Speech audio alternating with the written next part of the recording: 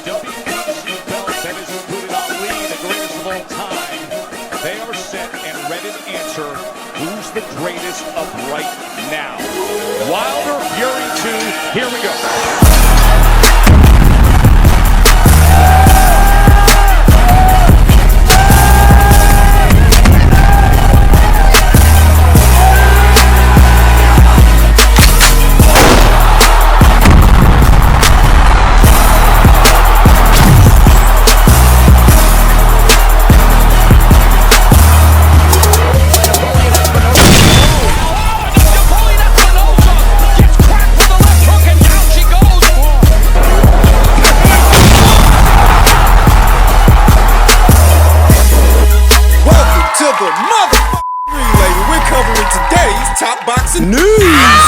Garcia versus Luke Campbell.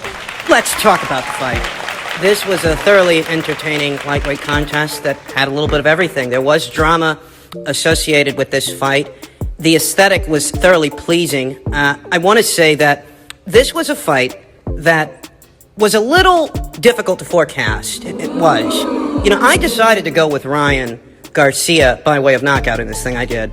And I characterized that pick, I characterized that prediction as being illogical, as things looked a certain way on paper ahead of the match, that, you know, Luke Campbell is an Olympic gold medalist. That's what he is. That's the pedigree that he comes from. In that way, he comes from a more extensive amateur background than Ryan and a more extensive professional background than Ryan. He's been in there with the better guys, and even if Luke has come up short in the past against those guys, every single one of those guys was a more experienced fighter than Ryan Garcia was ahead of this match. Things did look a certain way on paper. That, if any one of us fight fans out there make the decision to go with Ryan Garcia, it's a decision that we're taking on faith, essentially. We're taking it on faith because it wouldn't be based on anything we've seen from Ryan, anything that's in his resume. We would essentially be taking it on faith that Ryan has what it takes to not only win the match against Luke, but stop him, because Luke Campbell, before this fight, had never been stopped. You think about the Duno fight, you think about the Fonseca fight,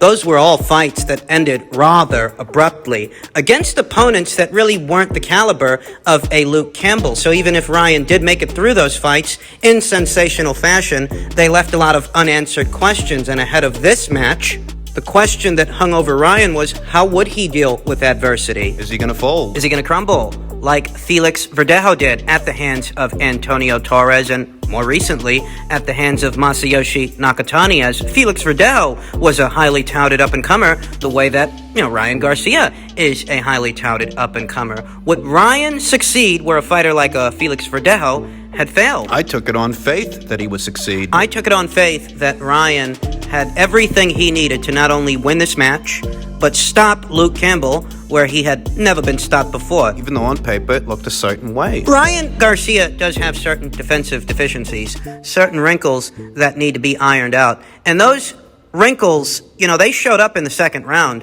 when he was dropped by Luke Campbell off a looping left hand. This is a subject we've broached several times here on the channel, that, Ryan, sometimes he just leaves his chin out there, doesn't keep those hands high enough. Sometimes. And, one day that could cost him. It almost costed him against Luke Campbell. In the second round. But Ryan picked himself up, dusted himself off, and got back to picking up rounds, got back to winning this fight, because that's essentially what he was doing before he eventually stopped Luke. There were some awkward moments here between Ryan, the orthodox fighter, and Luke Campbell, the southpaw. And that happens sometimes when orthodox fighters face southpaws. They get all tangled and twisted. Ryan might have been picking up the better portion of the rounds, but that doesn't necessarily tell the story of what was going on in each individual round. That, Luke was making Ryan work for it. Ryan, who didn't exactly establish lead foot advantage, keeping his lead left foot just on the outside of Luke's lead right foot. Because that's what you got to do with these southpaws. You got to keep your lead foot on the outside of theirs to ensure that their jab isn't coming over the top of yours, keeping yourself in an optimal position to punch. And if you were paying attention, if you were watching these guys' feet, Ryan didn't establish lead foot advantage. And he was picking up these rounds, and he did win the fight. But it wasn't a flawless victory. There is still more work needs doing, and I have no doubts once the celebrations are over, they're going to get back to the gym and they're going to iron out those wrinkles that we saw show up for Ryan in this fight. They better. I talk about the virtues of Ryan Garcia in this match. He showed that he's not just a pretty face. He's a tough kid with a mean streak. Started off the fight with some very impressive jabs to the body of Luke Campbell. I liked the body work of Ryan Garcia. He ended the fight with a body shot. Gut-busting body shot. Was a gut-busting left hook that Ryan Garcia stepped into. There goes the Earl Grey. I was thoroughly impressed by Ryan Garcia's power. You know, it's one thing to stop the Dunos and Fonsecas of the world, but it is quite another when you could stop a guy like Luke, who's been in there and gone the distance with a Vasil Lomachenko, gone the distance with a Jorge Linares. He's a big kid. He's a big lightweight, very statuesque for the 135-pound division and durable. So Ryan, having stopped Luke the way that he did, communicates to me that Ryan Garcia's power is no sleight of hand, no product of smoke and mirrors and clever matchmaking. This kid's power is for real. It's the real thing. This ain't some guy from 126 or 130 that they brought up to 135. This is a legitimate, bona fide lightweight. On the generous end of the spectrum, I might add, that Ryan Garcia stopped. There are a lot of quips, a lot of criticisms being levied towards Ryan Garcia for having been knocked down in the second round of this match. It was a test, it was, and to some it's not a test that he passed with flying colors. Myself, I never expected Ryan to go out there and just completely blow Luke out of the water. I wasn't expecting that he was going to look perfect. There are defensive deficiencies on the part of Ryan Garcia that we have addressed here on the channel, but for the most part, He did good. Ryan answered a lot of questions ahead of the fight. You know, what people wanted to see from Ryan was, you know, whether or not he could deal with a hard shot and recover from it. They wanted to see him deal with adversity. That's what he did. Bite down on his gum shield and pull out the victory, pull out the win. Against somebody who's solid. Against a top 10 fighter at the weight, and that's what Luke Campbell is. Top 10 in the 135-pound division. Not going to pretend that it was a flawless victory or that Ryan doesn't have some defensive deficiencies that need attention. They certainly do, but he's a work in progress, you understand. He's not a finished product. There is more experience to be amassed, and ultimately, those are the kind of experiences He's getting. that he garners fighting the likes of a Luke Campbell. He's doing what he's supposed to do. It's not a finished product. So yeah, there are going to be flaws that need attention, deficiencies that need to be worked on. Rome wasn't built in a day, you know. Whatever deficiencies you're seeing in Ryan Garcia here and now, whatever holes in his game he might have here and now, are holes that he may patch up in the next 1, 2 to 3 fights. He's not a finished product. I don't expect him to be. Reiterate, the guy's crossing over into contender status, so why would he be a finished product here and now? Ultimately, Ryan Garcia had a good showing that added to his overall star power. And for the most part, he lived up to my expectations, so congratulations to him for not only winning the match, but winning the match in sensational fashion. Because that's what puts asses in the seats, and that's what's going to make Ryan Garcia a superstar in the sport of boxing. In association with the match, per tweet from Michael Benson, Ryan Garcia calls out Javante Davis following his KO win over Luke Campbell. Says he's also willing to fight Devin Haney, who he is now mandatory for. Teofimo Lopez is the main man at the weight. Such a great scene with the young American lightweights today. That being said, I view any of these conversations happening here and now, any of these conversations about Garcia versus Haney, Garcia versus Tank, which is what really has people's attention right now. I view any of those conversations as being premature because I don't think that Ryan is going to fight either of those two guys in the next 1 to 2 fights. I don't. Regardless of what's being said here and now, many of the fight fans are simply slaves to the moment, get caught up in it. But ask yourself, do you think that Ryan Garcia's very next fight is going to come against Devin Haney, is going to come against Javante Davis? You think that's going to be the next fight for Ryan Garcia after Ryan had to pick himself up off the canvas to secure the victory? Is that what you think is going to happen? Then you, my friend, are quite naive, quite wide-eyed, and gullible, because I don't think it's going to happen that way. Making all this Ryan Garcia versus Javante Davis talk way too soon, way too premature. It's not even a conversation worth having at this point. But I'll tell you what. If you want my opinion on such a match, and you are here, so I'll assume that you do, you know, Ryan Garcia had a lot of questions hovering over him ahead of this fight. Whether or not he'd have the intestinal fortitude to secure the victory when the going got tough. Would he get going, Or could he secure the W? He had questions hanging over him. But in truth, at 135 pounds, so does Javante Davis. You think he doesn't? The average fight fan has the attention span of the common housefly. Because, I guess everybody must have forgot already that at 135 pounds, the lightweight division, Yuriorkis Gamboa, on one good leg, Just one. went 12 rounds with Javante Davis. Pretty much went 12 rounds. He did. Granted, he was stopped in the 12th round, but it's a wonder he even made it that far. Stop me when I tell a lie. I guess that watching Javante Davis knock out a featherweight who had just moved up to super featherweight must have scrubbed that from the fight fans' memories, that in the lightweight division, all Javante's done is pretty much go 12 rounds with a one-legged Yuriorkis Gamboa who had a torn Achilles tendon. A Yuriorkis Gamboa that most people were picking to get stopped early in the fight. The guy subsequently proves everybody wrong and pretty much goes the distance with Javante Davis. It's important to note that while a lot of people are convinced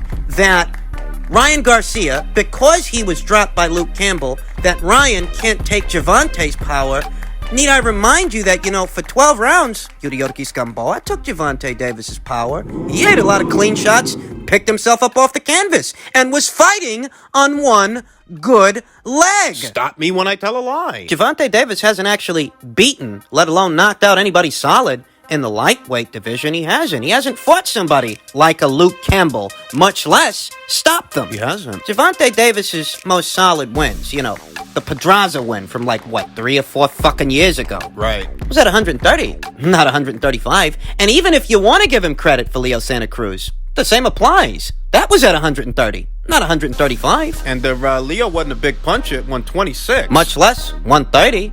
If I'm being honest, Javante Davis hasn't fought most of the solid 130-pounders, let alone anybody at 135.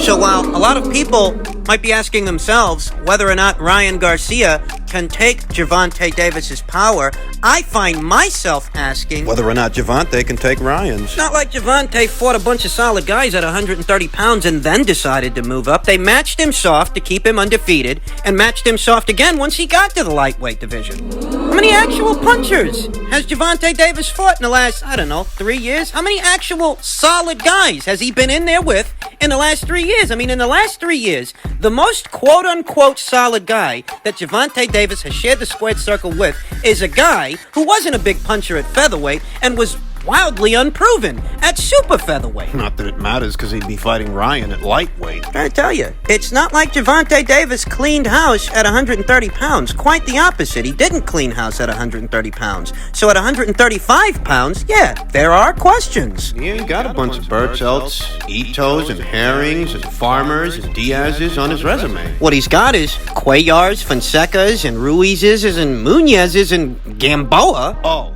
and he knocked out Leo. But I reiterate, even if you want to give him credit, even if you want to give him full credit for knocking out Leo Santa Cruz, who he himself hadn't fought anybody solid in the super featherweight division, even if you want to give Javante Davis full credit for knocking out that guy, that's still a guy who wasn't a big puncher at 126, let alone 130, and that's still a guy who, guess what? Wasn't a lightweight. And, essentially what I'm getting at is, because Javante hasn't faced very many big punchers with respectable power at either 130 or 135 pounds, there's a question as to what would happen the day that he does, because he's fighting a lot of guys that can't seem to keep him off. They don't pack the most authoritative shots to keep him off, and since they don't, he has his way with these guys. The highlight reel don't fool me. You guys are ranting and raving about how Javante Davis is knocking these guys out, but who the fuck are these guys? Cuellar was coming off of inactivity and a loss to Abner Mares at 126 pounds. He was. What, Fonseca? You high that he knocked out Fonseca over the course of 8 rounds? Ryan took that guy out in 1. Stop me when I tell a lie. Javante Davis is this big puncher. He needed 12 rounds to stop Yuriorkis Gamboa, where a journeyman in Castellanos only needed 7. 7 rounds to Javante Davis's 12. So you'll excuse me for saying so, but I'm not all that convinced of Javante Davis's power in the lightweight division, and it's going to take more than going 12 rounds with Gamboa, the faded husk of Yuriorkis Gamboa, to convince me. That's the Feist thing. That Davis's power at lightweight, maybe it's not the same at 135 as, what it might be at 130. Maybe at 130 he's a bigger puncher, but at 135 not so much. there's that, but there's also that, it's not like Davis has been going in there and fighting guys who can really punch. He hasn't. And that's where this conversation really is. That yes, Ryan Garcia has deficiencies and he has more questions to answer, but in truth, so does Javante Davis. And until he answers those questions against someone more solid at 135 than Yuriorkis Gamboa, until we get those answers, I kind of view this thing as a 50-50 fight. Well, I see Javante Davis knocking out guys like Mendy and Tago and Fortuna, guys at lightweight, solid guys. I don't know what he really is in that division. Ryan Garcia just took out a top 10 guy at 135. Okay, now let's see Javante Davis do that. Because I'll tell you what, until he does, the jury's out. Not that any of it even matters, because I don't think that this is going to be Ryan or Javante Davis's next fight, but that's where this fight is for me here today. The jury's out on Javante Davis at 135 pounds. You could make an argument for either guy. You could make an argument that maybe Ryan Garcia is the biggest puncher that Javante Davis will have faced to date. Could also make the argument that, maybe Javante Davis is the most skilled counter-puncher that Ryan Garcia will have faced to date. Maybe. Though, would Javante Davis find Ryan Garcia as easy to counter as, say, a Leo Santa Cruz when Ryan Garcia has real stopping power? The kind of stopping power that none of Javante Davis's previous opponents have exhibited. Ryan's power is not in question, okay? He took out a guy in 1 round. It took Javante 8 rounds to dispatch. He just took out a guy, just stopped a guy in the lightweight division. That's never been stopped. In Luke Campbell. And Javante's a small, stumpy guy. A small, stumpy southpaw that, if you play your cards right, you can time him with that left hook. That left hook you hit Fonseca with. Between the 1 and the 2. Because Javante, like Francisco Fonseca, is going to have to step into the line of fire to land anything. There's a discrepancy in size between both of these fighters. Ryan Garcia is the much more statuesque guy. He's got a height advantage over Javante. That creates a situation where Javante Davis is going to have to lunge in to try and land anything. Who's to say he doesn't get hit with a left hook in the process of doing so? And if he does, is he durable enough to actually endure it, power through it? We don't know. Javante Davis doesn't normally go in there with very big punches, now does he? Outside looking in, Javante Davis's own power, what he packs, as far as I'm concerned, looks to be the product of creative matchmaking. Because I reiterate, it's not Bertzelts and Itos this kid's been knocking out. It's Nunez's and Ruiz's. Ultimately, it's too soon to tell what would happen if these two kids shared the squared circle. And it's not like they're about to. At least I don't think they are. So all of this is just much ado, nothing.